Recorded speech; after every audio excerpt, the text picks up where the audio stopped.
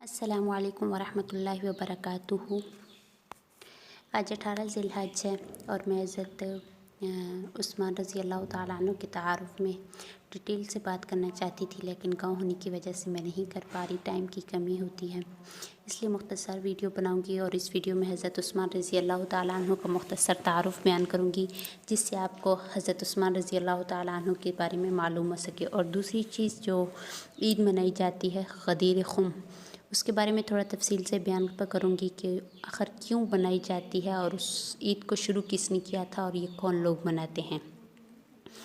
सबसे पहले हज़रत उस्मान रज़ी अल्लाह ताला अन्हु के तारुफ़ के बारे में बताती चलूँ कि हज़रत उस्मान रज़ी अल्लाह ताला अन्हु खलीफ़े सोम, दामाद नबी, नाशिरुल कुरान हज़रत सैयदना उस्मान रज़ी अल्लाह ताला अन्हु थे। आपका नाम मुबारक हज़रत उस्मान था और कुनियत अबू अब्दुल्ला और अबू अमर थी। आपका लक़ब ज़ुन्नूरैन और गनी था। वालिद का नाम आफ़ान था। वालदा का नाम उर्वा था और आपकी वालदा का सिलसिला नसब उर्वा बिनते कुरैश बिन रबीआ बिन हुबैब बिन अब्द शम्स बिन अब्द मनाफ बिन कुसै। और आपके वालिद का सिलसिला नसब था आफ़ान बिन अबिल आस बिन उबैया बिन अब्द शम्स बिन अब्द मनाफ बिन कुसै करशी अमवी। तारीख़ी पैदाइश, आप रज़ी अल्लाह ताला अन्हु की वलादत व सआदत वाक़िया फ़ील के 36 साल कुरैश के एक मुमताज़ घराने में हुई। हज़रत उस्मान रज़ी अल्लाह ताला अन्हु ने अरब के शरीफज़ादों की तरह बड़े नाज़ो नआम में परवरिश पाई और मुरव्विजा उलूम व फ़नून की तहसील के बाद अपने आबाई पेशा तिजारत से वाबस्ता हो गए और अपनी दियानत और रासतबाजी की वजह से बहुत जल्द तरक्की करके कुरैश के दौलतमंद लोगों की सफ़ में शामिल हो गए और गनी के लक़ब से याद किए जाने लगे। कबूल इस्लाम, हज़रत उस्मान गनी रज़ी अल्लाह ताला अन्हु फ़ितरतन सलीमुत्तबा हलीम व पुरतबार वाक़ हुए थे। अहद जाहली के पुरआशोब मासियत शुआर माहौल में भी आपका दामन बुत परस्ती, शराब नोशी, जुआबाजी, बदकारी जैसे मज़मूम कामों के दाग से पाक रहा। आप रज़ी अल्लाह ताला अन्हु हज़रत अबू बकर सिद्दीक़ रज़ी अल्लाह ताला अन्हु के पास उठते बैठते थे। ज़हूर इस्लाम के बाद आपने हज़रत उस्मान रज़ी अल्लाह ताला अन्हु को इस्लाम लाने की तरगीब दी और उनको आप सल्लल्लाहु अलैहि वसल्लम की खिदमत में लेकर गए और आपने इस्लाम कबूल कर लिया। शर्फ़ दामादी, दौलत दुनिया के साथ दौलत ईमान से बहरेमंद होने के बाद सरकार अलैहिस्सलातु वस्सलाम ने आपको शर्फ़ दामादी बख्शा और अपनी मंजली साहिबजादी हज़रत रुक़ैया रज़ी अल्लाह ताला अन्हा को आपके अक़द में दिया। जंग बदर के मौका पर जब इनका इंतकाल हो गया तो आप सल्लल्लाहु अलैहि वसल्लम ने अपनी दूसरी साहिबजादी हज़रत उम्मे कलसूम रज़ी अल्लाह ताला अन्हा का निकाह आपसे कर दिया। फिर जब उनका भी इंतकाल हो गया तो आप सल्लल्लाहु अलैहि वसल्लम ने इरशाद फरमाया कि अगर मेरे पास तीसरी बेटी भी होती तो मैं उसका भी निकाह हज़रत उस्मान से कर देता। हिजरत, कबूल इस्लाम की वजह से आपको सख्त मसाइब व आलाम का सामना करना पड़ा, क्योंकि वो लोग जो इस्लाम और मुसलमानों को मिटाने पर तुले हुए थे उनमें आपके ख़ानदान के लोग कायद का रोल निभा रहे थे। इसलिए ये बात उनके लिए नाकाबिल बर्दाश्त थी कि उन्हीं के ख़ानदान का कोई फ़र्द इस्लाम कबूल कर ले। चुनांचे आपके ख़ानदान के लोगों ने आपको बुरा भला कहा और आपके हकीकी चचा हकम बिन अबिल आस ने आपको बांध कर मारा, लेकिन इन आजमाइश की सख्त घड़ियों में भी आप मुकम्मल तौर से साबित कदम रहे। एक ज़माने तक आप पर और दूसरे मुसलमानों पर जुल्म व सितम के पहाड़ तोड़े जाते रहे। फिर जब हक़ के अलमबरदारों को ये महसूस होने लगा कि बग़ैर वतन और अज़ीज़ व अकारिब को छोड़े दीन हक़ की नशर व इशाअत नहीं हो सकती है, तो उन्होंने आप सल्लल्लाहु अलैहि वसल्लम ने मुल्क हबशा की तरफ हिजरत करने की इजाज़त अता फरमाई। चुनांचे नबूवत के 5वें साल सबसे पहली मरतबा दीन हक़ की खातिर अपना सब कुछ छोड़कर एक काफ़िला हिजरत करने के लिए तैयार हुआ, जिसमें 11 मर्द और 6 औरतें थीं। और ये काफ़िला हज़रत उस्मान गनी रज़ी अल्लाह ताला अन्हु की क़यादत में हबशा की तरफ रवाना हुआ। इस सफ़र में हज़रत उस्मान के साथ उनकी अहलिया मोहतरमा हज़रत रुक़ैया बिनते रसूल सल्लल्लाहु अलैहि वसल्लम भी थी। ये सारे लोग हबशा ही में अकामत गज़ी हो गए। फिर एक खबर पाकर मुसलमान वहाँ से मक्का आने लगे तो आप भी वापस मक्का आ गए, लेकिन खबर झूठी साबित हुई। तो फिर कुछ लोग दोबारा हबशा चले गए, मगर आप मक्का ही में رہے۔ مکہ کی فضا اہل اسلام کے لیے پہلے سے کہیں زیادہ تاریک ہو چکی تھی اور مسلمان ناقابل برداشت ظلم و ستم سے دوچار تھے۔ آخرکار ہجرت کی عام اجازت ہوئی تو دوسرے صحابہ کی طرح آپ بھی ہجرت کر کے مدینہ تشریف لے گئے۔ فضائل و مناقب، خاص آپ کے فضائل و مناقب سے متعلق کثیر روایتیں کتب احادیث میں وارد ہیں۔ ان میں سے چند ایک یہ ہیں۔ نمبر 1، آپ صلی اللہ علیہ وسلم نے ارشاد فرمایا کہ جنت میں ہر نبی کا ایک ساتھی ہوگا اور جنت میں میرا ساتھی عثمان ہوگا۔ نمبر 2، حضرت سہل بن سعد رضی اللہ تعالیٰ عنہ سے روایت ہے کہ انہوں نے آپ صلی اللہ علیہ وسلم سے پوچھا کہ کیا جنت میں برق یعنی جگمگاہٹ ہوگی؟ تو آپ صلی اللہ علیہ وسلم نے ارشاد فرمایا کہ قسم ہے اس ذات کی جس کے قبضے میں میری جان ہے، بے شک عثمان جب ایک منزل سے دوسری منزل کی طرف منتقل ہوں گے تو جنت ان کے لیے جگمگائے۔ حضرت عبداللہ بن عمر رضی اللہ عنہما بیان کرتے ہیں کہ ہم لوگ آپ صلی اللہ علیہ وسلم کے زمانے میں حضرت ابوبکر کے برابر کسی کو نہیں سمجھتے تھے، پھر حضرت عمر رضی اللہ تعالیٰ عنہ کو اور ان کے بعد حضرت عثمان رضی اللہ تعالیٰ عنہ کو سمجھتے تھے، اور ان کے بعد ہم لوگ حضور پاک صلی اللہ علیہ وسلم کے صحابہ میں کسی کو کسی پر فضیلت نہیں دیتے تھے۔ نمبر 4، حضرت عبداللہ بن عمر رضی اللہ تعالیٰ عنہما بیان کرتے ہیں کہ بیعت رضوان کے موقع پر آپ صلی اللہ علیہ وسلم نے حضرت عثمان رضی اللہ تعالیٰ عنہ کو مکہ بھیجا تھا۔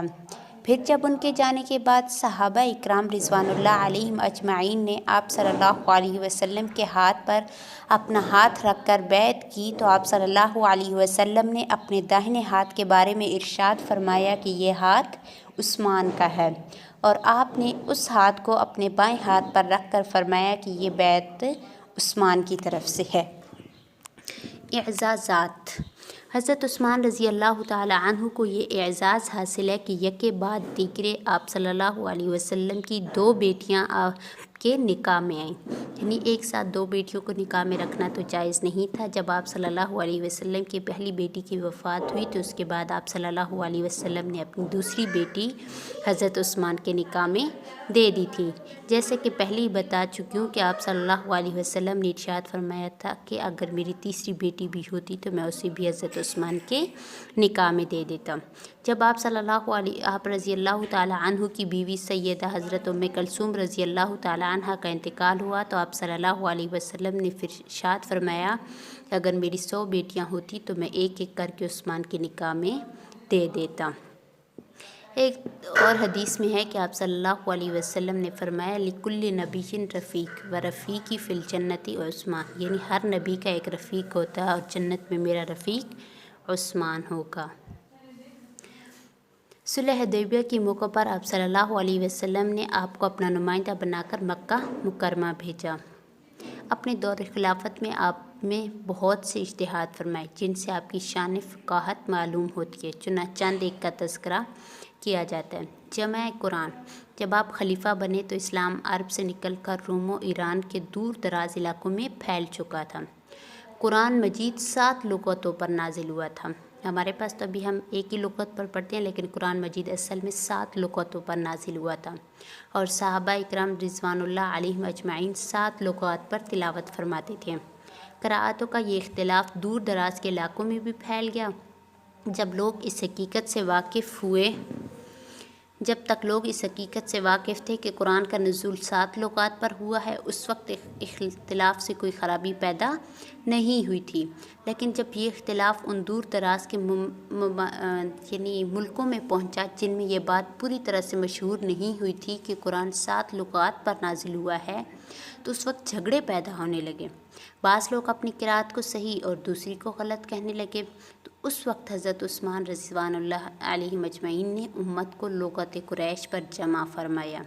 یہ آپ کی اجتہادی شان کا عظیم کارنامہ ہے۔ ترک قرأت خلف الامام، مشہور مسئلہ ہے کہ امام کے پیچھے قرأت کی جائے یا نہ کی جائے۔ اس بارے میں احادیث و آثار کا ایک ذخیرہ موجود ہے۔ ترک قرأت کے متعلق آیت قرآنی ہے وَإِذَا قُرِئَ الْقُرْآنُ فَاسْتَمِعُوا لَهُ وَأَنصِتُوا، اور احادیث مبارکہ کی پیش نظر حضرت عثمان رضی اللہ عنہ نے ترک قرأت کو ہی راجح قرار دیا۔ یہی وجہ ہے کہ اس مسئلہ میں حضرت ابوبکر صدیق، حضرت عمر رضی اللہ عنہما کے اقوال کے ساتھ آپ کے قول کا بھی تذکرہ ملتا ہے۔ مثلاً عن موسیٰ بن عقبہ ان رسول اللہ صلی اللہ علیہ وسلم و ابا بکر و عمر و عثمان کانوا ینہون عن القراءۃ خلف الامام۔ اور بھی اسی طرح کی حدیثیں ہیں کہ آپ صلی اللہ علیہ وسلم کے 10 صحابہ ایسے تھے جو سختی سے امام کے پیچھے قرات کرنے سے منع فرماتے تھے۔ ان میں سے حضرت ابوبکر، حضرت عمر اور حضرت عثمان رضی اللہ عنہم بھی تھے۔ جمعہ کی اذان ثانی۔ آپ صلی اللہ علیہ وسلم، حضرت بکر، حضرت عمر رضی اللہ عنہما کے دور میں جمعہ کے لیے ایک اذان دی جاتی تھی۔ جب حضرت عثمان رضی اللہ تعالی عنہ کا دور خلافت آیا اور مسلمانوں کی تعداد میں بھی اضافہ ہوا تو آپ کے حکم سے اذان ثانی شروع ہوئی اور آج تک جاری ہے۔ حضرت صائب بن یزید رضی اللہ عنہ اس اذان کے متعلق فرماتے ہیں کہ اذان کا یہ طریقہ مستقل طور پر رائج ہو گیا ہے۔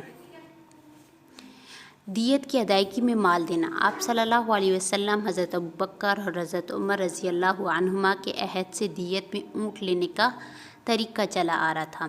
آپ رضی اللہ عنہ نے دیت میں ان کی قیمت دینی بھی جائز قرار دی، کیونکہ یہاں اونٹوں میں سوائے مال کے اور کوئی جوہت نہیں پائی جاتی۔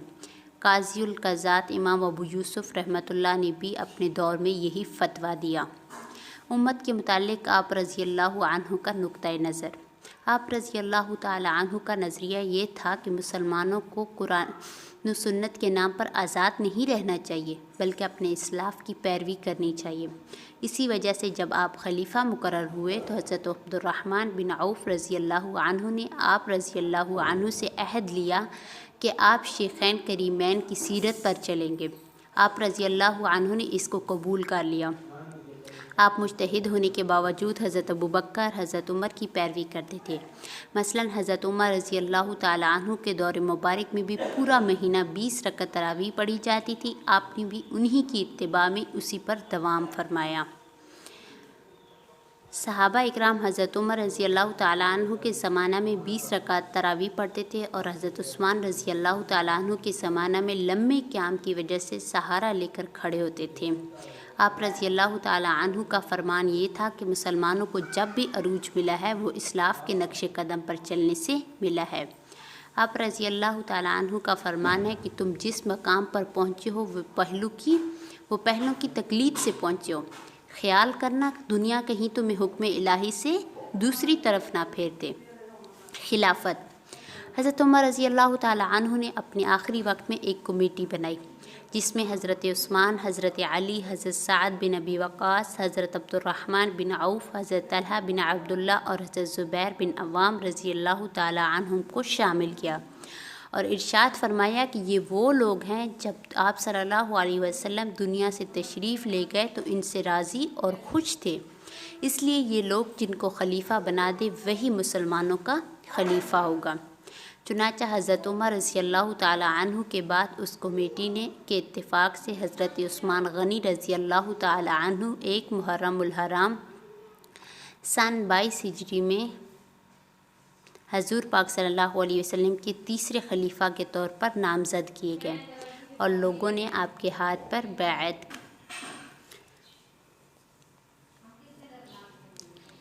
آپ نے کل 12 سال تک خلافت کی ذمہ داری نبھائی، جس میں 6 سال تو نہایت اطمینان و سکون کے ساتھ گزرے اور مسلمانوں کی بڑی ترقی ہوئی، مگر آخر کے 6 سال آپ صلی اللہ علیہ وسلم کی خبر کے مطابق کہ اے عثمان، اللہ تعالیٰ تمہیں خلافت کی قمیص پہنائے گا جسے منافقین اتارنا چاہیں گے مگر تم نہ اتارنا۔ شہادت کی بشارت۔ آپ صلی اللہ علیہ وسلم نے آپ کی شہادت کی خبر پہلے ہی دے دی تھی۔ چنانچہ حضرت انس رضی اللہ تعالی عنہ بیان کرتے ہیں کہ آپ صلی اللہ علیہ وسلم احد پہاڑ پر چڑھے۔ اس وقت آپ کے ساتھ حضرت ابوبکر، حضرت عمر اور حضرت عثمان غنی رضی اللہ تعالی عنہم تھے۔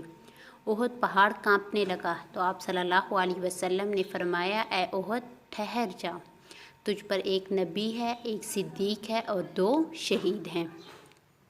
آپ صلی اللہ علیہ وسلم نے اپنے آخری وقت میں حضرت عثمان غنی رضی اللہ تعالی عنہ کو آنے والی مصیبت پر صبر کرنے کی وصیت بھی فرمائی تھی۔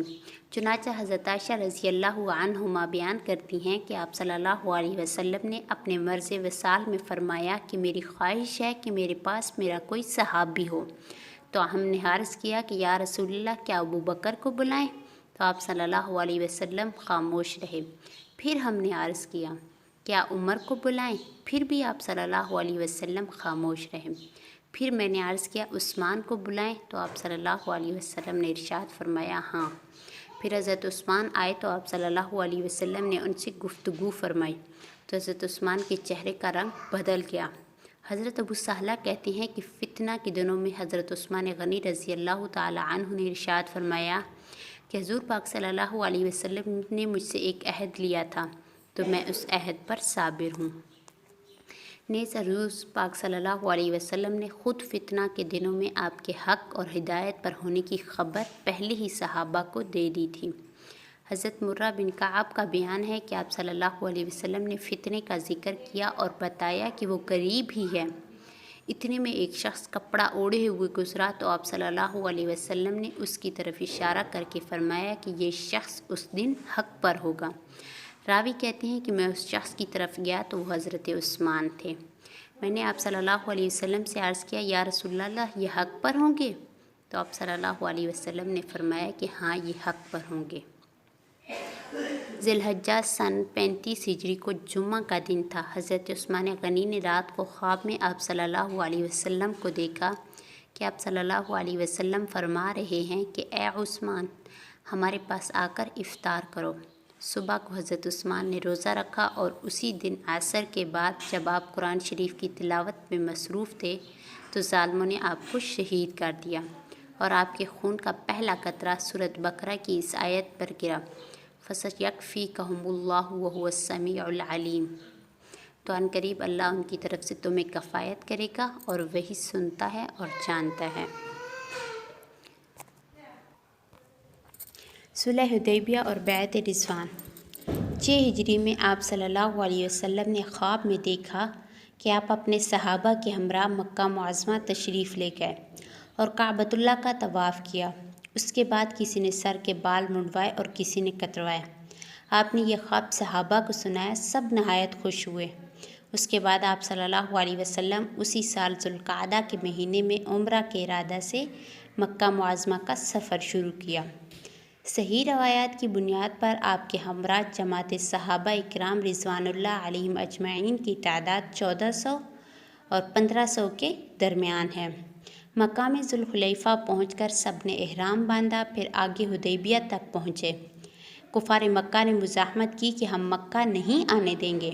آپ صلی اللہ علیہ وسلم نے صحابہ اکرام کے مشورے سے اپنا سفیر سیدنا عثمان رضی اللہ عنہ کو بنا کر بھیجا کہ آپ جا کر مکہ والوں کو سمجھائیں کہ ہم لڑنے کی نیت سے نہیں آئے بلکہ کعبہ کا طواف کر کے واپس چلے جائیں گے۔ سیدنا عثمان رضی اللہ عنہ مکہ پہنچے اور ان کو یہ بات سمجھانے کی بھرپور کوشش کی، لیکن کفار مکہ نے ضد کی وجہ سے اسے قبول کرنے سے صاف صاف انکار کر دیا۔ جب سیدنا عثمان غنی رضی اللہ عنہ مکہ جانے لگے تو کسی صحابی نے یہ بات کہہ دی کہ عثمان کی قسمت اچھی ہے، وہ مکہ جا کر کعبہ کا طواف کریں گے، مگر ہمیں کفار اجازت دیں یا نہ دیں۔ یہ بات آپ صلی اللہ علیہ وسلم تک پہنچی تو آپ نے فرمایا عثمان کے متعلق ہمیں یہ وہم بھی نہیں کہ وہ ہمارے بغیر کعبہ کا طواف کر لیں گے۔ ادھر دوسری طرف جب سیدنا عثمان رضی اللہ عنہ مکہ پہنچے تو سردار مکہ ابو سفیان نے کہا عثمان اگر تم چاہو تو میں تمہیں طواف کی اجازت دے سکتا ہوں، لیکن اتنی بات یقینی ہے کہ تمہارے نبی کو طواف کی اجازت نہیں دیں گے۔ سیدنا عثمان رضی اللہ عنہ نے ابو سفیان کو جواب دیا آپ صلی اللہ علیہ وسلم کے بغیر میں ہرگز طواف نہیں کروں گا۔ آپ کے اس جواب پر ابو سفیان نے سیدنا عثمان اور آپ کے ہمراہ 10 صحابہ اکرام کو قید کر دیا۔ کسی نے یہ غلط خبر اڑا دی کہ کفار مکہ نے سیدنا عثمان اور ان کے ہمراہ 10 صحابہ اکرام کو شہید کر دیا ہے۔ اس خبر سے آپ صلی اللہ علیہ وسلم کو شدید صدمہ پہنچا۔ آپ اٹھے اور میدان حدیبیہ میں ایک درخت کے نیچے تشریف لے گئے۔ آپ صلی اللہ علیہ وسلم نے صحابہ اکرام کو بلایا اور سیدنا عثمان رضی اللہ تعالی عنہ کا بدلہ لینے کے لیے موت کی بیعت کی۔ جب آپ بیعت لے رہے تھے تو آپ صلی اللہ علیہ وسلم نے اپنا ایک ہاتھ کو سیدنا عثمان رضی اللہ تعالی عنہ کا ہاتھ قرار دیا۔ اسی بیعت کو بیعت رضوان کہتے ہیں۔ لیکن بعد میں پتہ چلا کہ شہادت عثمان والی خبر سچی نہ تھی، تو آپ صلی اللہ علیہ وسلم نے حکم دیا کہ کفار کے کچھ لوگوں کو قید کر لو۔ مسلمان نے کفاروں کے چند لوگوں کو قید کر لیا۔ تب کافروں نے مجبور ہو کر سیدنا عثمان اور ان کے ساتھیوں کو رہا کیا اور اس کے بدلے اپنے لوگوں کو رہا کروایا۔ مکارم اخلاق۔ قسام ازل نے آپ کے خمیر میں اخلاق عالیہ، صفات حمیدہ، عادات شریفہ اور خصائل کریمہ کوٹ کوٹ کر بھر دیے تھے۔ چنانچہ تاریخ الخلفاء میں بحوالہ ابن عساکر حضرت ابو ہریرہ کی روایت موجود ہے کہ آپ صلی اللہ علیہ وسلم نے ارشاد فرمایا، میرے صحابہ میں سے عثمان خلق کے اعتبار سے مجھ سے زیادہ مشابہ ہیں۔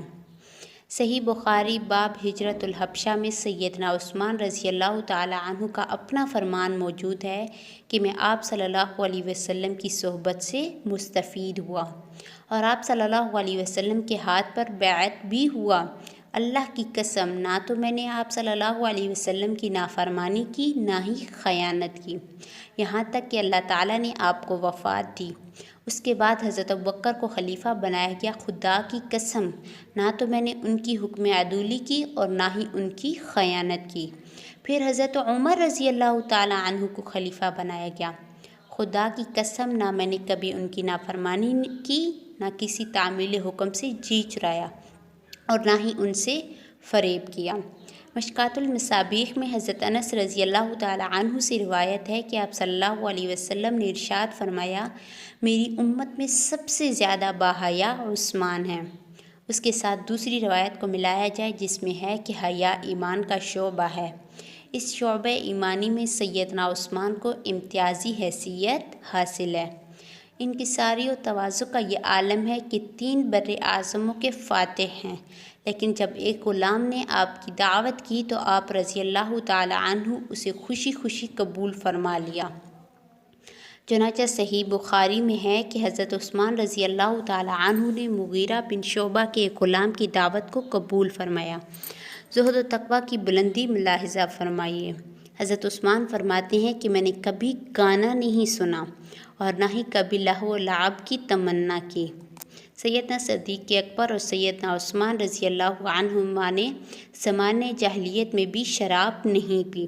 صلہ رحمی پہ بھی آپ کا مقام بہت بلند ہے۔ حضرت ام المؤمنین سیدنا عائشہ کا فرمان موجود ہے کہ سیدنا عثمان رضی اللہ عنہ سب سے زیادہ صلہ رحمی کرنے والے تھے۔ عبادت۔ سیدنا عثمان رضی اللہ عنہ کو اہم العبادات نماز سے بہت رغبت تھی، کیونکہ اس میں کلام الہی کی تلاوت بھی ہوتی ہے اور بندگی کی انتہا بھی۔ چنانچہ آپ پنجگانہ فرائض کے علاوہ نوافل بھی کثرت کے ساتھ پڑھا کرتے تھے اور خصوصاً تہجد کی نماز کا معمول تھا۔ آپ ایک رکعت میں مکمل قرآن مجید ختم فرما لیا کرتے تھے۔ حضرت محمد بن سیرین رحمۃ اللہ سے روایت ہے کہ شہادت والی رات بھی آپ نے اپنے معمول کے مطابق ایک رکعت میں مکمل قرآن کریم تلاوت کیا۔ حضرت عبداللہ بن زبیر رضی اللہ تعالی عنہ کی دادی سے روایت ہے کہ سیدنا عثمان رضی اللہ تعالی عنہ روزے بھی بکثرت رکھا کرتے تھے، یہاں تک کہ جس دن آپ کو شہید کیا گیا آپ اس دن بھی روزے سے تھے۔ سیدنا عثمان رضی اللہ تعالی عنہ کثرت سے صدقہ و خیرات فرمایا کرتے تھے۔ آپ رضی اللہ تعالی عنہ سے روایت ہے کہ جس وقت میں خلیفہ بنایا گیا اس وقت میں عرب میں سب سے زیادہ اونٹوں اور بکریوں کا مالک تھا، اور آج میرے پاس سوائے ان 2 اونٹوں کے کچھ بھی نہیں جو میں نے حج کے لیے رکھے ہوئے ہیں۔ آپ نے مسلسل 10 حج ادا فرمائے۔ آپ مناسک حج کے بہت بڑے عالم تھے۔ امہات المؤمنین کو بھی آپ نے حج کرایا۔ آپ نے سیدنا حسین رضی اللہ تعالی عنہ کو بھی حج کرایا۔ اس موقع پر آپ لوگوں سے اعمال کی شکایات دریافت فرماتے اور ان کا ازالہ فرماتے۔ البدایہ و النہایہ میں سیدنا عثمان رضی اللہ عنہ کا اپنا بیان موجود ہے کہ میں ہر جمعہ ایک غلام آزاد کرتا تھا۔ اگر کسی جمعہ آزاد نہ کر پاتا تو اگلے جمعہ کو 2 غلام آزاد کرتا۔ خشیت الہی۔ حضرت عثمان رضی اللہ تعالیٰ عنہ جب کسی قبر کے قریب سے گزرتے تو بہت روتے، یہاں تک کہ آپ کی داڑھی مبارک آنسو سے تر بتر ہو جاتی۔ ان سے پوچھا گیا کہ جنت و دوزخ کا ذکر آئے تو آپ اس قدر نہیں روتے، قبر کو دیکھ کر آپ بہت روتے ہیں، اس کی کیا وجہ ہے؟ آپ رضی اللہ تعالیٰ عنہ نے جواب میں فرمایا کہ آپ صلی اللہ علیہ وسلم نے ارشاد فرمایا، قبر آخرت کی منزلوں میں سے سب سے پہلی منزل ہے، جو اس میں کامیاب ہو گیا اس کے لیے اگلی منزلیں بھی آسان ہوگی، اور جو اس میں ناکام ہو گیا اس کے لیے اگلی منزلیں بھی مشکل ہوں گی۔ شیخین کے دور خلافت۔ حضرت ابو بکر و عمر رضی اللہ عنہما اپنے دور خلافت میں سیدنا عثمان سے امور خلافت میں مشورہ لیتے اور اکثر اوقات آپ کے مشوروں کے مطابق فیصلے فرمایا کرتے تھے۔ اس حوالے سے کتب و احادیث تاریخ میں بکثرت واقعات موجود ہیں۔ پہلا خطبہ تاریخ طبری میں ہے کہ سیدنا عثمان رضی اللہ عنہ جب خلیفہ بنے تو آپ نے ایک خطبہ ارشاد فرمایا، لوگوں مجھ پر خلافت کی ذمہ داری ڈالی گئی ہے اور میں نے اسے قبول کیا۔ میں پہلے لوگوں کی پیروی میں امور خلافت انجام دوں گا، ان سے ہٹ کر نہیں۔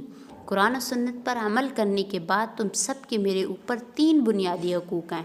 اجماعی امور میں پہلے پیشواؤں کی اتباع کرنا، غیر اجماعی امور میں اہل خیر کے طریقے کو اپنانا، اور یہ کہ میں تم میں سے کسی پر کسی طرح کی کوئی زیادتی نہ کروں، اور تم خود بھی ایسے کام نہ کرنا جس سے تم سزا کے مستحق بن جاؤ۔ دنیا کی بے ثباتی کو ہر وقت ملحوظ رکھو اور اس کے دھوکے سے بچو۔ خلافت عثمانی کے نمایاں کارنامے۔ سیدنا عثمان رضی اللہ عنہ نے جن حالات میں عہدہ خلافت اٹھایا، اگرچہ وہ مشکل ترین حالات تھے، لیکن اس کے باوجود آپ کی فراست، سیاسی شعور اور حکمت عملیوں کی بدولت اسلام کو خوب تقویت ملی۔ اسلام پھیلا، اسلامی تعلیمات سے زمانہ روشن ہوا۔ آپ نے خلیفہ بننے کے بعد سب سے پہلے لوگوں کو نماز عصر پڑھائی۔ آپ نے فوجیوں کے وظائف میں 100 درہم کے اضافے کا اعلان کیا۔ اس کے ساتھ ساتھ طرابلس، قبرص اور آرمینیا میں فوجی مراکز قائم کیے۔ چونکہ اس وقت فوجی سواریاں اونٹ اور گھوڑے ہوا کرتے تھے، اس لیے فوجی سواریوں کے لیے چراگاہیں بنائیں۔ مدینہ کے قریب ربضہ کے مقام پر 10 میل لمبی 10 میل چوڑی چراگاہ قائم کی۔ مدینہ سے 20 میل دور مقام نقیع پر اسی طرح مقام ضربہ پر 6 میل لمبی چوڑی چراگاہیں بنوائیں۔ ہر چراگاہ کے قریب چشمے بنائے اور چراگاہ کے منتظمین کے لیے مکانات تعمیر کروائے۔ آپ کے زمانہ خلافت میں اونٹوں اور گھوڑوں کی کثرت کا اندازہ اس سے لگایا جا سکتا ہے کہ صرف ضربہ کی چراگاہ میں 40,000 اونٹ پرورش پا رہے تھے، اور اسلامی بیڑے کی بنیاد حضرت معاویہ کے اصرار پر سیدنا عثمان رضی اللہ تعالی عنہ نے رکھی۔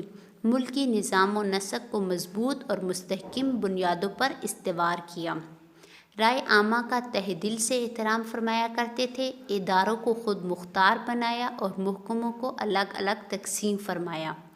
سول، فوجی، عدالتی، مالی اور مذہبی محکمے جدا جدا تھے۔ امام طبری نے تاریخ میں لکھا ہے کہ سیدنا عثمان رضی اللہ تعالیٰ عنہ کی وفات کے وقت شام کے گورنر امیر معاویہ تھے۔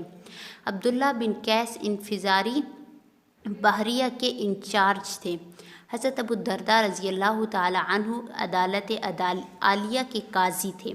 احتسابی عمل کسی بھی کامیاب حکومت کے لیے ریڑھ کی ہڈی کی حیثیت رکھتا ہے۔ سیدنا عثمان نے اس عمل کے تحت کئی عمال اور سرکاری افسروں کو معزول بھی فرمایا، لوگوں کو خود کفیل بنانے کے لیے انتظامات کیے۔ البدایہ و النہایہ میں ابن سعد کی روایت ہے کہ محمد بن ہلال اپنی دادی سے روایت کرتے ہیں کہ جب میرا بیٹا ہلال پیدا ہوا تو سیدنا عثمان رضی اللہ تعالیٰ عنہ نے میرے پاس 50 درہم اور کپڑے بھیجے، اور ساتھ ہی یہ بھی کہلا بھیجا کہ یہ تیرے بیٹے کا وظیفہ اور کپڑا ہے، جب یہ 1 سال کا ہو جائے گا تو اس کا وظیفہ بڑھا کر 100 درہم کر دیں گے۔ حضرت حسن بصری رحمۃ اللہ سے روایت ہے کہ لوگ حضرت عثمان کی عیب گوئی کرتے تھے، مگر میں نے دیکھا کہ سیدنا عثمان روزانہ لوگوں میں مال تقسیم فرماتے، عطیات عطا فرماتے، کھانے پینے کی اشیاء تقسیم فرماتے، یہاں تک کہ گھی اور شہد بھی تقسیم کیا جاتا۔ اس کے علاوہ امن و خوشحالی کے عوام سے قرب و ربط، مظلوم کی نصرت و حمایت، فوجی چھاؤنیوں اور اسلامی مکاتب و تعلیم گاہوں کا جال، تعمیر مساجد اور مسجد نبوی کی توسیع، تعلیم القرآن کو عام کرنا، خون و خرابہ سے دارالخلافت کو بچائے رکھنا وغیرہ سب حضرت سیدنا عثمان رضی اللہ تعالی عنہ کے امور تھے۔ ایک خواب۔ شہادت سے قبل آپ کو خواب آیا جس کا تذکرہ آپ نے حضرت عبداللہ بن سلام سے بھی کیا اور اپنی اہلیہ محترمہ حضرت نائلہ سے بھی کیا۔ عبداللہ بن سلام فرماتے ہیں کہ میں سیدنا عثمان رضی اللہ تعالیٰ عنہ کے پاس آیا، آپ کو سلام کیا۔ آپ نے فرمایا کہ رات میں نے آپ صلی اللہ علیہ وسلم کو خواب میں دیکھا۔ آپ صلی اللہ علیہ وسلم نے مجھ سے پوچھا کہ کیا تمہیں محصور کر دیا گیا ہے؟ میں نے کہا جی ہاں۔ آپ نے پوچھا کیا تمہیں ان لوگوں نے پیاسا رکھا ہوا ہے؟ میں نے کہا جی ہاں۔ آپ نے ایک ڈول لٹکایا جس میں پانی تھا، میں نے پیٹ بھر کر وہ پانی پیا، اس کی ٹھنڈک اب بھی اپنے سینے میں پاتا ہوں۔ آپ صلی اللہ علیہ وسلم نے فرمایا کہ اگر تو چاہے تو دشمنوں پر تجھے فتح نصیب ہو، اور اگر تو چاہے تو ہمارے ساتھ افطار کر لے۔ میں نے آپ صلی اللہ علیہ وسلم کے ساتھ افطار کرنا پسند کیا۔ عبداللہ بن سلام کہتے ہیں کہ اسی دن سیدنا عثمان رضی اللہ تعالی عنہ کو شہید کر دیا گیا۔ حضرت نائلہ رضی اللہ عنہا سے روایت ہے کہ ایک دن مجھ سے فرمایا، میں نے خواب میں آپ صلی اللہ علیہ وسلم، حضرت ابو بکر اور حضرت عمر رضوان اللہ علیہم اجمعین کو دیکھا۔ وہ سب کہہ رہے تھے کہ آج شام تم ہمارے ساتھ روزہ افطار کرو۔ سیدنا عثمان کے گھر کا محاصرہ۔ باغیوں نے سیدنا عثمان کے گھر کا محاصرہ کر لیا اور یہ محاصرہ 40 دن تک رہا۔ ان دنوں میں آپ مسجد بھی نہیں جا سکے۔ اس دوران بہت سارے جانثاروں نے آپ سے اجازت طلب کی۔ تاریخ دمشق میں ہے کہ سیدنا حسن حضرت عبداللہ بن عمر رضی اللہ عنہما تلوار لٹکائے آپ سے اجازت مانگنے آئے۔ سیدنا ابو ہریرہ بھی تلوار لٹکائے حاضر ہوئے اور اجازت چاہی۔ آپ نے فرمایا اپنی تلواریں پھینک دو، میں تمہارے ہاتھوں کسی کا خون ہوتے نہیں دیکھ سکتا۔ سیدنا عثمان رضی اللہ تعالیٰ عنہ کی خدمت میں حضرت مغیرہ بن شعبہ حاضر ہوئے اور عرض کی کہ امیر المؤمنین، آپ عوام کے امام ہیں، آپ مشکل حالات میں ہیں، اس لیے میری رائے یہ ہے کہ آپ 3 باتوں میں سے کسی ایک بات کو اختیار فرما لیں۔ نمبر 1، آپ باہر نکلیں، مقابلہ کریں، آپ حق پر ہیں، ہم آپ کے ساتھ ہیں۔ نمبر 2، آپ کے لیے پیچھے سے دروازہ کھول دیتے ہیں، آپ یہاں سے مکہ مکرمہ تشریف لے جائیں، وہاں کوئی شخص آپ کے خون سے اپنے ہاتھ رنگنے کی ہمت نہیں کر سکے گا۔ نمبر 3، آپ ملک شام امیر معاویہ رضی اللہ عنہ کے پاس چلے جائیں، وہاں آپ کو کوئی کچھ نہیں کہہ سکتا۔ آپ نے ان باتوں کے جواب میں فرمایا کہ یہ نہیں ہو سکتا، میں آپ صلی اللہ علیہ وسلم کا خلیفہ ہو کر امت کو خون ریزی میں جھونک دوں؟ مکہ مکرمہ میں بھی نہیں جا سکتا، کیونکہ میں نے آپ صلی اللہ علیہ وسلم سے خود سنا ہے کہ جو قریشی حرم مکہ میں خون بہائے یا خون بہانے کا سبب بنے تو اس پر آدھی دنیا کے باشندوں کا عذاب ہوگا۔ جہاں تک شام جانے کا تعلق ہے تو یہ اس لیے نہیں ہو سکتا کہ میں دارالہجرت اور حضور پاک صلی اللہ علیہ وسلم کا پڑوس نہیں چھوڑ سکتا۔ محاصرے کے دوران آپ کا کھانا وغیرہ بند کر دیا، باہر سے کوئی شخص اندر کوئی چیز نہیں بھیج سکتا تھا۔ چنانچہ حضرت علی نے پانی پہنچانے کی کوشش کی، لیکن دشمنوں نے مشکیزے میں تیر مارا اور سارا پانی ضائع ہو گیا۔ اسی طرح ام المؤمنین سیدہ ام حبیبہ نے بھی کوشش کی۔ سیر اعلام النبلہ میں ہے کہ حضرت صفیہ نے بھی کوشش کی لیکن کامیاب نہ ہو سکی۔ حسینین کریمین کا حفاظتی دستہ۔ تاریخ الخلفاء میں ہے کہ سیدنا عثمان رضی اللہ عنہ کی حفاظت کے لیے جناب سیدنا علی المرتضیٰ نے اپنے دونوں صاحبزادے سیدنا حسن اور سیدنا حسین رضی اللہ عنہما کو مامور فرمایا۔ حضرت طلحہ اور حضرت زبیر رضی اللہ عنہما کے بچے بھی حسنین کریمین کے ساتھ پہرے پر تھے۔ جب آپ کی شہادت ہو گئی تو حضرت علی المرتضیٰ نے اپنے دونوں صاحبزادوں کو خوب ڈانٹا، یہ تمہارے ہوتے ہوئے دشمن کیسے کامیاب ہو گیا؟ گھر کا دروازہ جلانا۔ حضرت حسان بن ثابت سے روایت ہے کہ باغیوں نے آپ کے گھر کا دروازہ بھی جلا دیا، حالانکہ یہ وہ گھر تھا جہاں حاجت مند لوگ آتے، حضرت عثمان رضی اللہ عنہ ان کو نوازتے تھے۔ شہادت۔ عبداللہ ابن سبا یہودی جو شیعہ مذہب کا بانی تھا، اس نے آپ کو خلافت سے ہٹانے کا منصوبہ بنایا اور پھر آپ کے خلاف فتنہ و فساد کی آگ بھڑکانا شروع کی، مگر آخر وقت تک آپ حضور پاک صلی اللہ علیہ وسلم کی نصیحت پر جمے رہے اور صبر کرتے رہے۔ آخر کار 18 ذی الحج بروز جمعہ تقریباً نماز عصر کے وقت سیدنا عثمان رضی اللہ تعالی عنہ کو شہید کر دیا گیا۔ بوقت شہادت دعا۔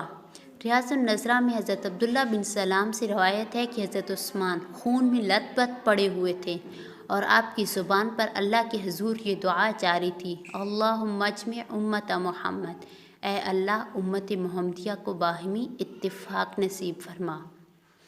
آپ رضی اللہ تعالیٰ عنہ کے شہید ہونے کی اطلاع جب مدینہ طیبہ میں پھیلی، جو جہاں تھا وہیں ٹھہر گیا۔ کسی کو یقین ہی نہیں آ رہا تھا کہ ظالم باغی اس حد تک جا سکتے ہیں، ہر آنکھ اشکبار تھی۔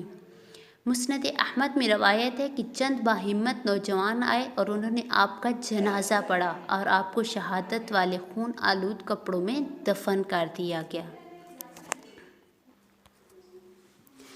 اگر تاریخ میں حضرت عثمان کی شہادت کے قصہ کو ذکر کیا جائے تو لوگوں کی چیخیں نکل جائیں۔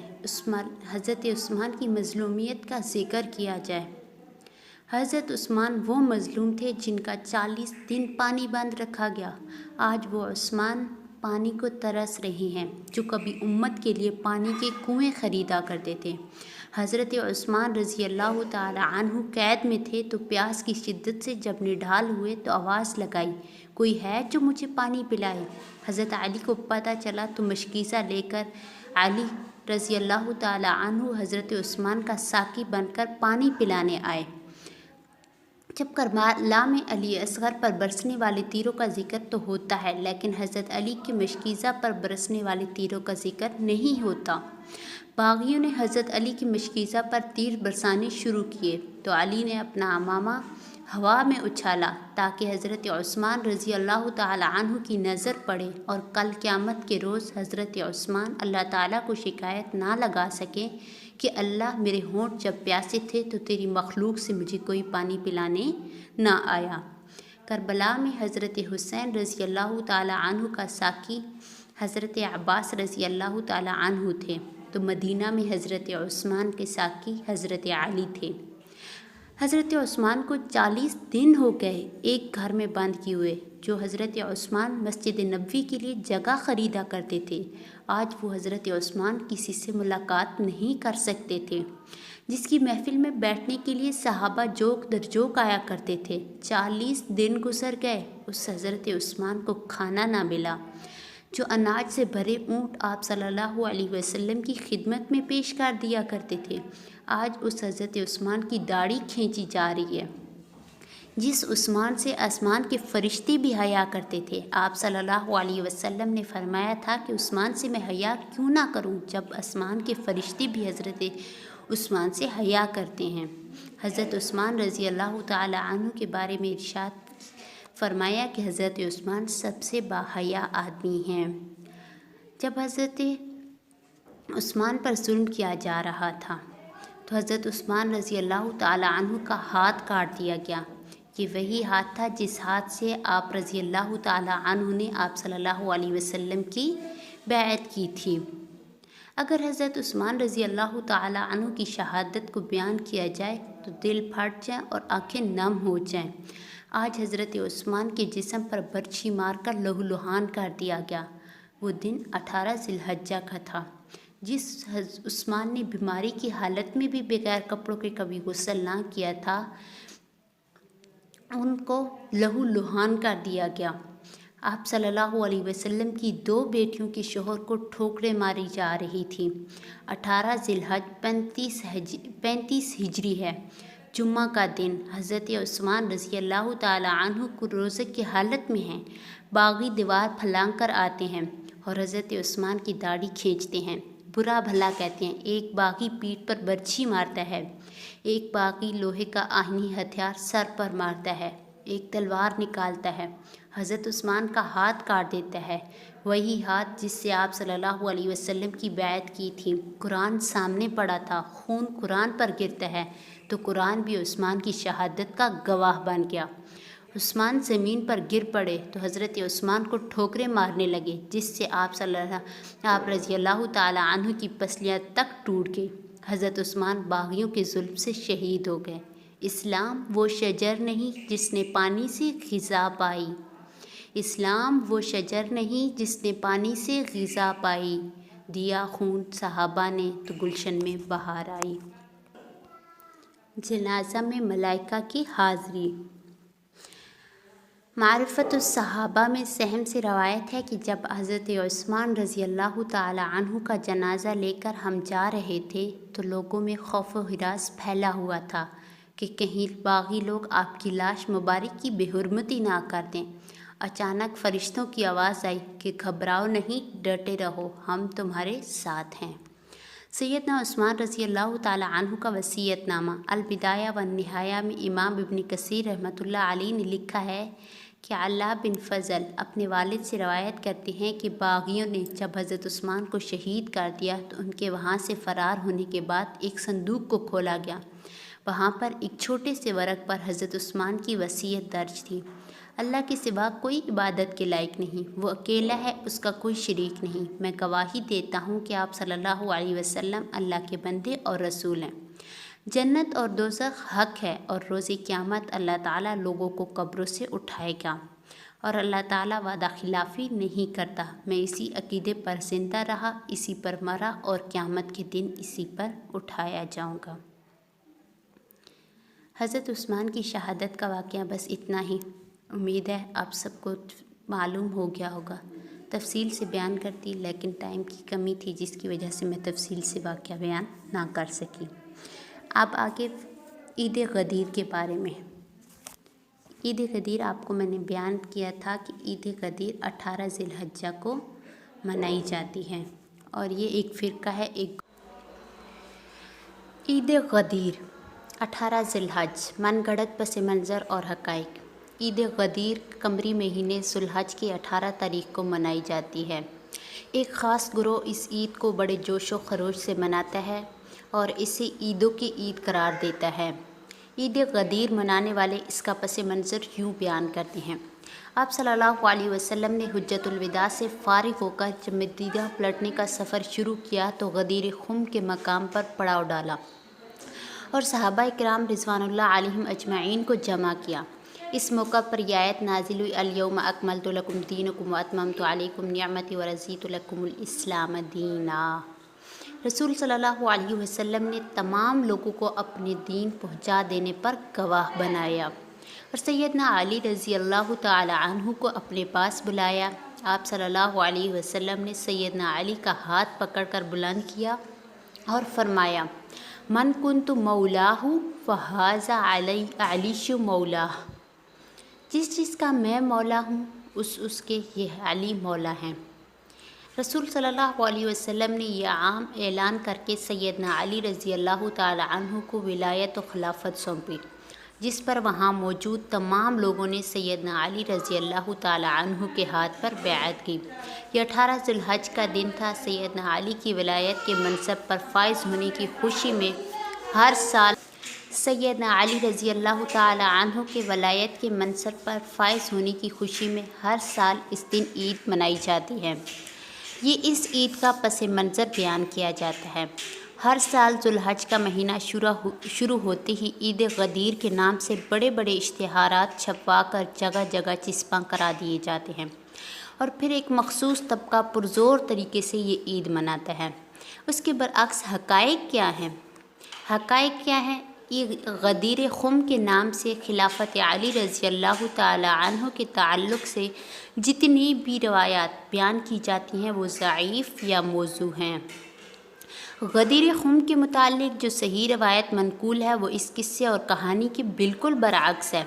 وہ روایت یہ ہے، سیدنا زید رضی اللہ تعالی عنہ فرماتے ہیں کہ آپ صلی اللہ علیہ وسلم نے غدیر خم کے مقام پر ہمیں ایک خطبہ ارشاد فرمایا۔ آپ صلی اللہ علیہ وسلم نے اللہ تعالیٰ کی حمد و ثنا بیان کرنے کے بعد فرمایا، لوگو آگاہ رہو، میں بھی تمہاری طرح ایک انسان ہوں، قریب ہے کہ میرے رب کی طرف سے میرے پاس پیغام آئے اور میں اسے قبول کر لوں۔ میں تمہارے درمیان 2 شکل چھوڑے جا رہا ہوں، ان میں سے پہلا شکل اللہ تعالیٰ کی کتاب ہے، اس میں ہدایت اور نور ہے۔ تم اللہ کی کتاب کو لازم پکڑو اور اس کے ساتھ مضبوطی اختیار کرو۔ آپ صلی اللہ علیہ وسلم نے لوگوں کو کتاب اللہ پر خوب ابھارا اور انہیں رغبت دلائی۔ پھر آپ صلی اللہ علیہ وسلم نے فرمایا، دوسرا شکل میرے اہل بیت ہیں۔ میں اپنے اہل بیت کے بارے میں تمہیں اللہ یاد دلاتا ہوں، میں اپنے اہل بیت کے بارے میں تمہیں اللہ یاد دلاتا ہوں۔ ایک دوسری روایت میں ہے کہ من کنت مولاہ فہذا علی مولاہ کے الفاظ بھی منقول ہیں۔ غدیر خم سے متعلق اس روایت میں کہیں بھی سیدنا علی رضی اللہ تعالی عنہ کی خلافت کا ذکر نہیں ہے۔ اس سے متعلق تمام روایات کو بھی جمع کر لیا جائے تب بھی سیدنا علی رضی اللہ تعالی عنہ کی خلافت ثابت نہیں ہوتی ہے۔ روایت میں موجود لفظ مولاہ سے جو خلافت کا معنی لیا جاتا ہے وہ عقلی اور نقلی دونوں اعتبار سے درست نہیں ہے۔ نقلی اعتبار سے اس لیے درست نہیں ہے کہ صحیح احادیث میں خلیفہ اول کے بارے میں جو اشارات ہیں وہ سیدنا ابو بکر صدیق رضی اللہ تعالی عنہ کے بارے میں ہیں۔ عقلی اعتبار سے اس لیے درست نہیں ہے کہ اس حدیث میں یہ لفظ 2 مرتبہ ذکر ہوا ہے، ایک مرتبہ آپ صلی اللہ علیہ وسلم نے اپنے بارے میں اور دوسری مرتبہ سیدنا علی کے بارے میں ذکر فرمایا۔ دونوں جگہ یہ لفظ ایک ہی معنی اور ایک ہی سیاق و سباق کے تحت ذکر ہوا ہے۔ عقلی اعتبار سے ایک ہی جگہ وارد ہونے والے الفاظ کا معنی مختلف لینا درست نہیں، بلکہ جو معنی پہلے مولاہ کا لیا جائے گا وہی دوسرے مولاہ کا لیا جائے گا۔ مولاہ یہاں پر جس معنی میں ہے وہ ہے دوست، یعنی جس کا میں دوست ہوں علی بھی اس کا دوست ہے۔ دونوں جگہ اس لفظ کا ایک ہی معنی لینا اور وہ بھی دوست ہی کا معنی لینا 2 وجوہات کی بنا پر لازمی اور ضروری ہے۔ نمبر 1، اگر یہاں پر دوست کی بجائے خلیفہ کا معنی لیا جائے تو کیا ایک ایسا اشکال وارد ہوگا جو کبھی حل نہ ہو پائے گا۔ اگر یہ معنی لیا جائے کہ جس کا میں خلیفہ ہوں یا جس کا میں وصی ہوں علی بھی اس کے خلیفہ اور وصی ہیں، تو یہ اشکال آئے گا کہ آپ صلی اللہ علیہ وسلم کس کے خلیفہ یا وصی تھے۔ ظاہر ہے آپ صلی اللہ علیہ وسلم تو کسی کے خلیفہ یا وصی نہیں تھے۔ اگر پہلے مولاہ کا معنی دوست اور دوسرے کا معنی خلیفہ لیا جائے تو تب بھی یہ بعید از عقل بات ہے۔ نمبر 2، اسی حدیث کے اگلے الفاظ بھی اس بات کی تائید کرتے ہیں کہ لفظ مولاہ یہاں پر دوست کے معنی میں ہے نہ کہ خلیفہ کے۔ فرمایا، اللہم والم من والاہ، اے اللہ اسے دوست رکھ جو علی سے دوستی کرے اور اس سے دشمنی رکھ جو علی سے دشمنی کرے۔ یہاں پر وال اور والاہ بھی مولا کے مادہ سے ہیں۔ اگر مولاہ کے معنی ولایت یا خلافت کے لیں گے تو والن اور والاہ کی معنی کیا کریں گے؟ جہاں تک آیت الیوم اکملت لکم کا تعلق ہے تو یہ میدان عرفات میں نازل ہوئی تھی، نہ کہ غدیر خم کے مقام پر، جیسا کہ صحیح احادیث میں اس کی وضاحت آئی ہے۔ قصہ مختصر، 18 ذو الحج کو منائی جانے والی عید غدیر کی بنیاد محض بے بنیاد قصے اور کہانیاں ہیں، نہ ہی یہ شرعی عید ہے اور نہ ہی سلف صالحین میں کہیں اس کا ذکر ملتا ہے۔ 18 ذو الحج ہی کو سیدنا عثمان غنی رضی اللہ تعالی عنہ کی شہادت ہے۔ ممکن ہے کہ ایک خاص طبقہ سیدنا عثمان غنی رضی اللہ تعالی عنہ کی شہادت پر یوم شہادت پر تقیہ سے کام لے کر عید کا اہتمام کرتا ہو۔ آپ صلی اللہ علیہ وسلم نے اپنی امت کو بس 2 ہی عیدیں دی ہیں، ایک عید الفطر اور دوسری عید الاضحیٰ۔ حضرت علی کو مولا علی کہنے کا حکم۔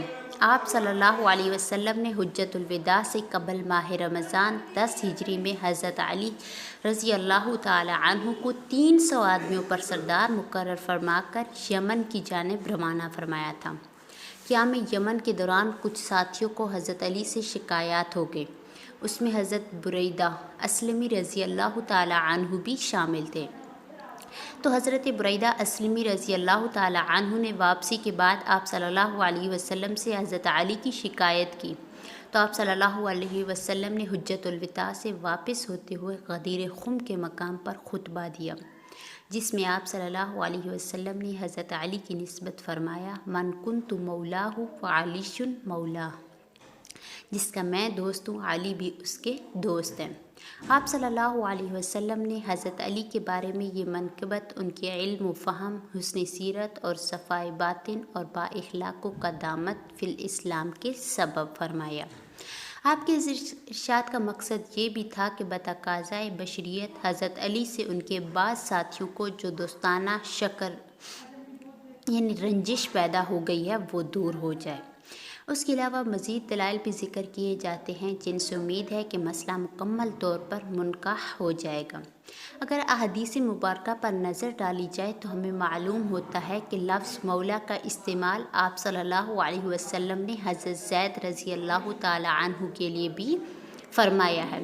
ارشاد ہوتا ہے، انت اخونا و مولانا، آپ ہمارے بھائی بھی ہیں اور ہمارے مولا بھی ہیں۔ تو پھر حضرت زید کے لیے مولا کا لفظ استعمال کیوں نہیں کیا جاتا، اور یہاں کیوں نہیں مولا کے معنی سردار اور آقا کے لیے جاتے؟ امام لغت ابن اسیر رحمۃ اللہ فرماتے ہیں کہ یعنی حدیث میں مولا کا لفظ کئی مرتبہ آیا ہے، اور یہ لفظ بہت سارے معنی کے لیے مستعمل ہے۔ مثلا مولا کا معنی رب بھی ہے، مالک، سردار، کسی پر احسان کرنے والا، کسی غلام کو آزاد کرنے والا، کسی کی مدد کرنے والا، محبت کرنے والا، فرما برداری کرنے والا، چچا کا بیٹا جس سے معاہدہ ہو، اور اسی طرح رشتہ داروں، غلام اور جس پر کوئی احسان کیا جائے اس کو بھی مولا کہتے ہیں۔ والموالات من وال القوم، یعنی مولا کا لفظ المولات سے مشتق ہے، اس کا معنی ہوتا ہے کسی قوم سے محبت رکھنا، اور یہ معنی اس حدیث میں ہے، من کنت مولاہ فعلی مولاہ، یعنی جس کا میں محبوب ہوں حضرت علی بھی اس کے محبوب ہونے چاہیے۔ یعنی آپ صلی اللہ علیہ وسلم کی مراد یہ تھی کہ حضرت علی کا اپنے ساتھ خصوصی تعلق اور اپنی محبت حضرت علی کے ساتھ جو تھی وہ ذکر کرتے، اور لوگوں کی بھی ترغیب دیتے کہ وہ بھی حضرت علی سے محبت رکھیں۔ تو آپ صلی اللہ علیہ وسلم نے فرمایا، من کنت مولاہ فعلی مولاہ۔ اس کے آگے الفاظ ہیں کہ اللہم وال من والاہ وعادم من عاداہ، اے اللہ جو علی سے محبت رکھے تو بھی اس سے محبت رکھ، اور جو علی سے نفرت رکھے تو بھی اس سے نفرت رکھ۔ وہ فرماتے ہیں اس حدیث میں یہی معنی بیان کیا گیا ہے کہ جس کو مجھ سے محبت ہے اس کو حضرت علی سے بھی محبت ہونی چاہیے، اور یہی معنی دوسری حدیث میں ان الفاظ کے ساتھ آیا ہے، لا یحبنی الا مؤمن ولا یبغضنی الا منافق، مجھ سے محبت نہیں رکھے گا مگر مومن، مجھ سے نفرت نہیں رکھے گا مگر منافق۔ مذکورہ بالا تفصیلات کی روشنی میں یہ بات معلوم ہوتی ہے کہ علی مولا یا مولا علی کہنا درست نہیں، کیونکہ عرف میں مولا کا اطلاق آقا پر ہوتا ہے، اور حدیث شریف میں مولا کے معنی یہ نہیں لیے گئے ہیں۔ اب یہ بات تو بالکل مشہور ہے کہ شیعہ حضرات تو حضرت علی کو خلیفہ بلا فصل یعنی پہلے خلیفہ سمجھ کر مولا علی کہتے ہیں، اور ہمارے علماء سیدنا علی کو اسی وجہ سے مولا نہیں کہتے کہ اس میں شیعوں کی مشابہت پائی جاتی ہے۔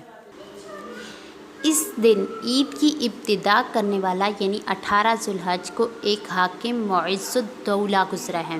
اس شخص نے 18 ذو الحجہ 351 یعنی 351 ہجری کو بغداد میں عید منانے کا حکم دیا تھا، اور اس کا نام عید خم غدیر رکھا۔ امید ہے کہ آپ سب کو سمجھ آ گئی ہوگی کہ عید غدیر خم کیوں منائی جاتی ہے اور اسے کون لوگ مناتے ہیں، اور اگر کسی بات میں آپ لوگوں کو شک یا شبہ ہے تو آپ کمنٹ کر کے پوچھ سکتے ہیں، انشاءاللہ آپ کو تسلی بخش جواب دے دیا جائے گا۔ اگر آپ کو ویڈیو پسند آئے تو اسے لائک اور شیئر کیجیے گا، تاکہ اس سے لوگوں کو آگے فائدہ پہنچے اور لوگوں کو بھی معلوم ہو سکے کہ عید غدیر خم کیوں منائی جاتی ہے اور اسے کون لوگ مناتے ہیں، اور اس کو ایجاد کرنے والا شخص کون تھا اور اس نے اسے کیوں ایجاد کیا تھا۔ امید ہے آپ کو سمجھ آ گئی ہوگی۔ وآخر دعوانا ان الحمد للہ رب العالمین۔ اگر کوئی غلطی کوتاہی ہو گئی ہو تو اللہ تعالیٰ اسے معاف فرمائے۔ فی امان اللہ۔